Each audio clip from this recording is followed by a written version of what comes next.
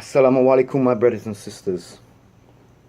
Peace and love to all my people. Greetings from the Green Room Studio X. And again, this is your brother Hashim Kalfani. And I'm here to do what? I'm here to talk about God. I'm here to split the knowledge. I'm here to kick the truth.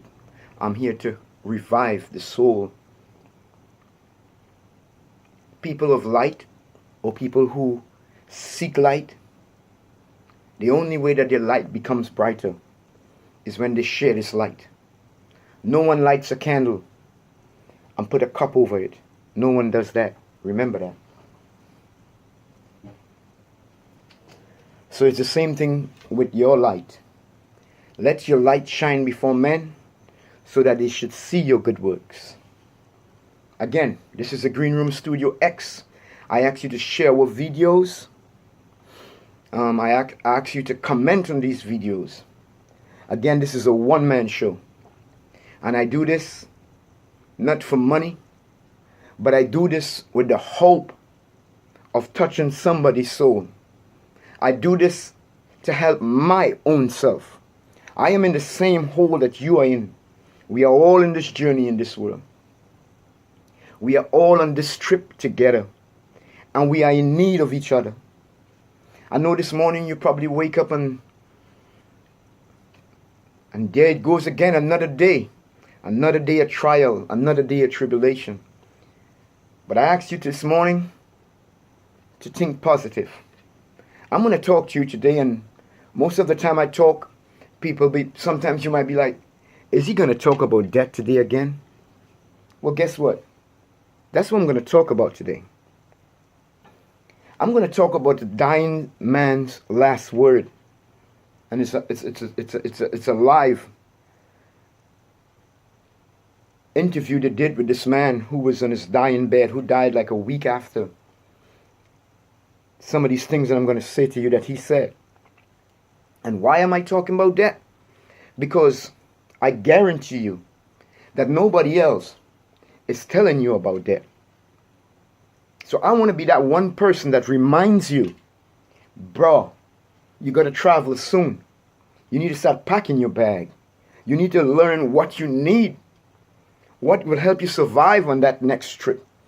Again, you're busy with everything other than that. But I am here to remind you that the angel of death is real and he's going to come for you. Just like he came for our mothers, he came for some of our sisters, he comes for some of our brothers, he comes for our neighbors. Look, not just with your eyes in your head, but the eyes in your soul. The angel of death is real and he's coming for you and me. And he's not coming to put you to sleep, but he's coming to put you in a different realm. In a next place, just like this world, where you will have to answer for everything you have done in this world.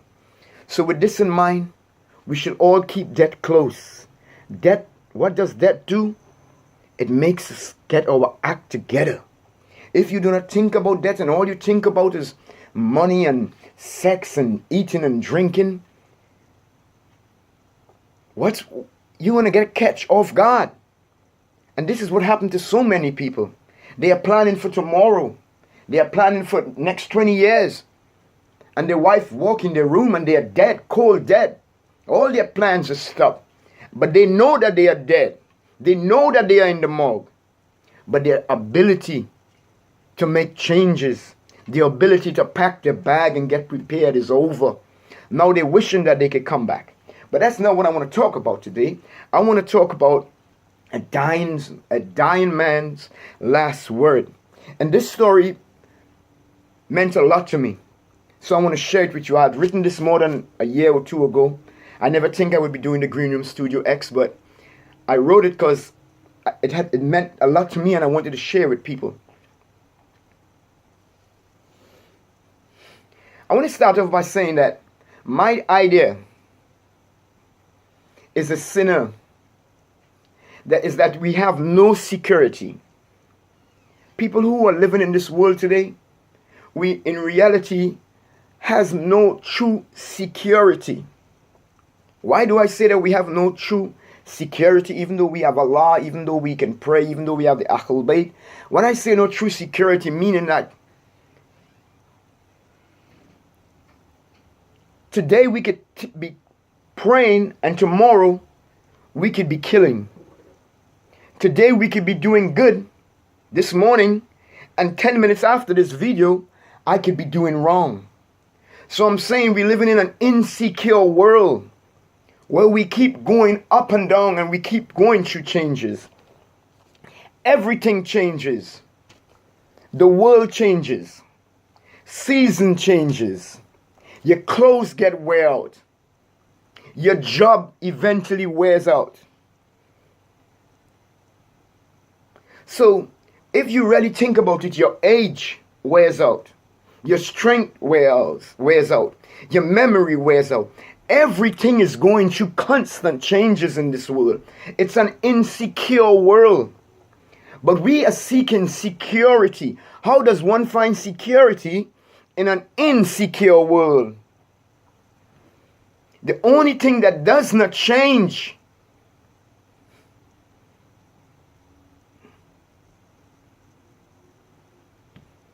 the only thing that will never change is that you're going to die for sure.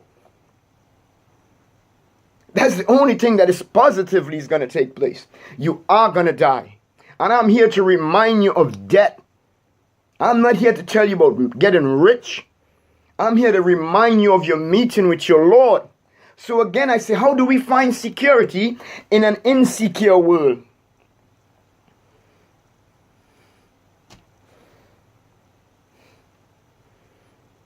The only thing that is surety is that you're going to die. There's no getting away from that, my brothers and sisters. There is no getting away from that. This is what we was created for. We were created to die. That is the doorway to the real existence, my brothers and sisters. So with this in mind, we should all prepare. What we should prepare for? Everybody's telling us how to prepare for this world. You are busy telling your children how to prepare for this world. But who is telling you how to prepare for the next world, which is the real world? Did you think 124,000 prophets came to the earth? Did you think that Jesus and Muhammad and Abraham and Solomon and Ishmael and Isaac came here to tell you how to build a big house or how to get rich? Bro, you got life twisted. Sister, you got life twisted. The prophets came here with one purpose: to teach us morals, to teach us how to worship God, to teach us how to get prepared for the grave. This is what they come to teach us about heaven and hell. But this is not what you are thinking about.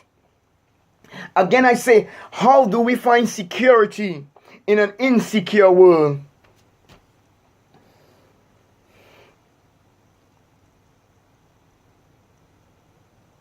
But how do we get prepared for that? How can one prepare for that? It is something that we have never experienced before. But this is why we must listen to the teachings of the prophets, because they came to teach us how to prepare for this death.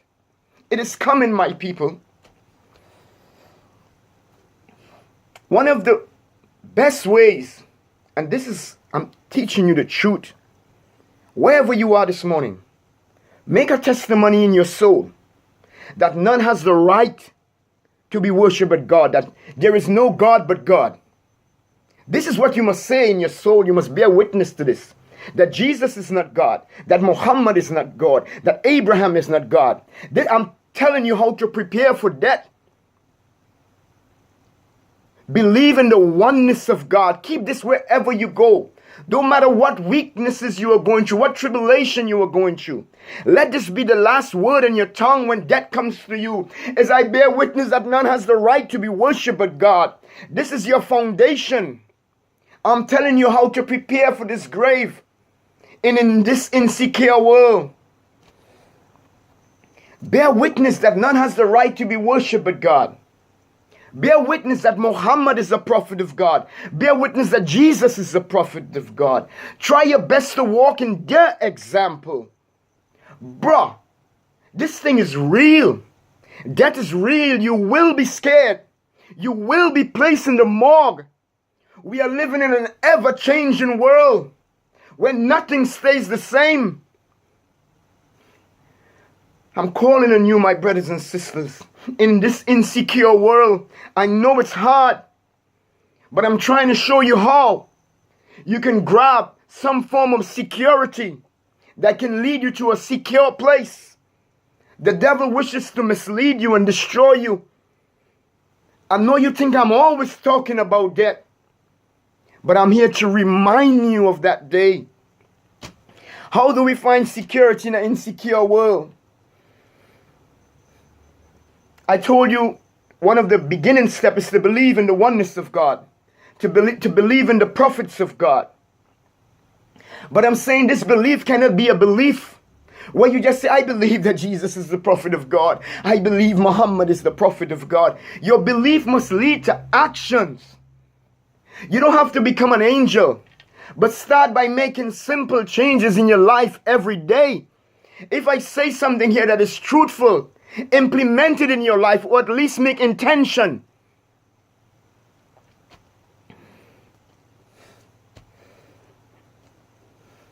My brothers and sisters, it is so serious, it is urgent that we must worship God in spirit and in truth. Time is running out in this insecure world. We must become true worshippers of God, the supreme creator of the heavens and the earth. It's only then can we find some of the security that we are seeking. Only when we place faith in God can we find some form of, some glimpse of contentment, because this world shakes us like we're in a boat. 1 minute we going this way, 1 minute we going down one way, 1 minute we up, 1 minute we down. 1 minute we thinking we have control over our affairs, and then we flatten our back. Because this world is a forever changing world.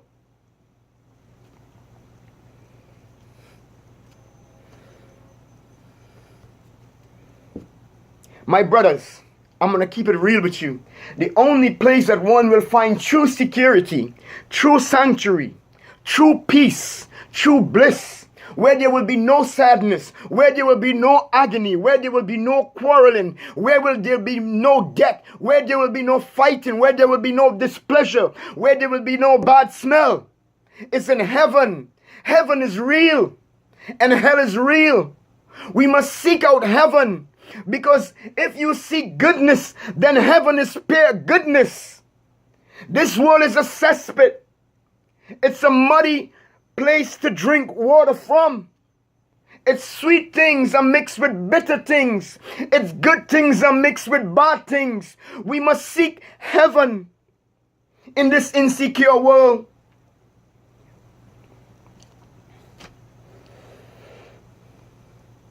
So with this in mind, we should all prepare for death, which is certain. There is no putting it off. My people, we must fight hard.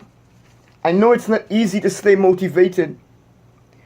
I truly know it. I myself face it every day. But we must strive. Death awaits us.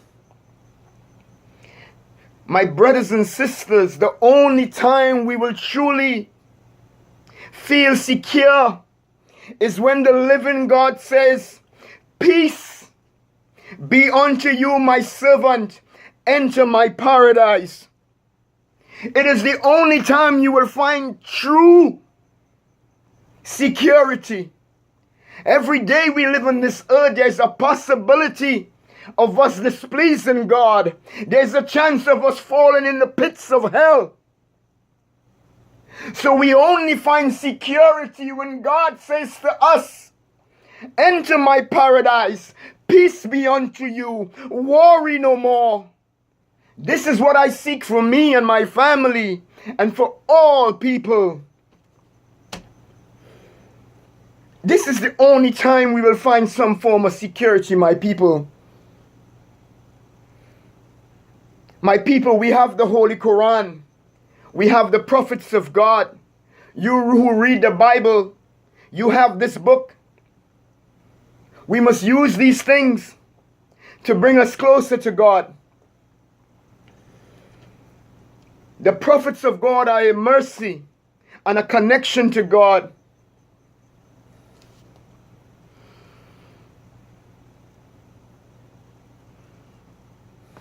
My people, I pray for you and I pray for me in this insecure world, in this shaky world. My brothers, we will not find true security in this world, even if you acquire all the wealth in this world, even if you was to build the biggest house on top of the highest mountain. Death is going to find you. And everything that you hoard and all this wealth that you are chasing after, you're going to leave it here. You're collecting the wrong wealth. We must seek goodness. We must seek worship of God. We must rededicate ourselves in this insecure world. I was telling you that this story came from a man who was dying, who died a week after this. So I want to touch on a little bit, and I won't be too long, on a conversation that this man had. He said, "My people, listen to the words that this man had to say to us. Listen to some of his words. Hear what he said. He said, and he was lying down in the hospital. He was like in a hospice.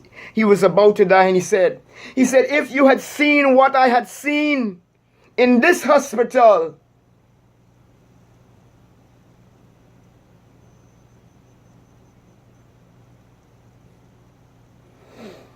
if you had seen what I have seen in this hospital, it would stay in your mind forever. You would lose your mind."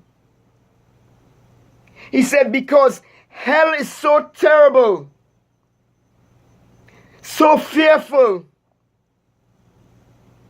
He said that hell, this is what this man is saying. He said hell goes as far as eternity. He said that hell goes forever and ever. He said once you are in hell, you are in hell. Brothers and sisters, it don't matter if you're pretty or if you're ugly, you're gonna die. Listen to the words he said. He said God gave him a glimpse of heaven. And this is what he said. This is the words of a dying man. And this is what he said. He said, I saw my God give him a glimpse of heaven. And he said, I saw my guardian angel. And he said, I also got a glimpse of hell. And I am telling you now, please listen. This is what he said. He said that hell is so bad, so awful. You have no idea how bad hell is. Hell is terrible, terrible. He said, I do not want to see no one there.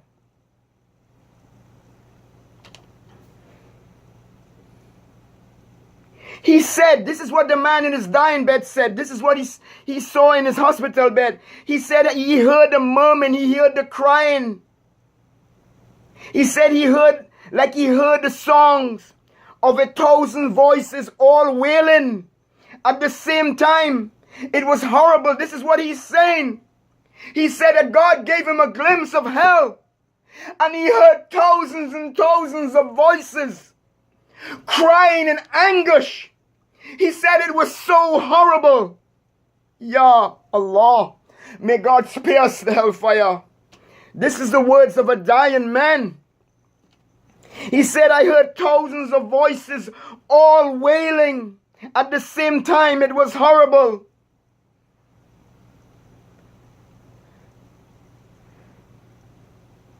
This is what he said. He said, please listen. There was a white cloud mist came into the room. When he saw it, it was getting to me. As soon as he got to me, everything was bliss, perfect bliss. So he's now telling you of this experience of this white cloud that came to him. And in this white cloud, he felt perfect bliss. He said, I am warning you that you must make a change. He said that I am warning you that we should change. This is the word of a dying man. He said that many of us put our trust in our money and a house and material things. He said that we must put in our trust in something that never ever changes. And that's my story today for you, my people.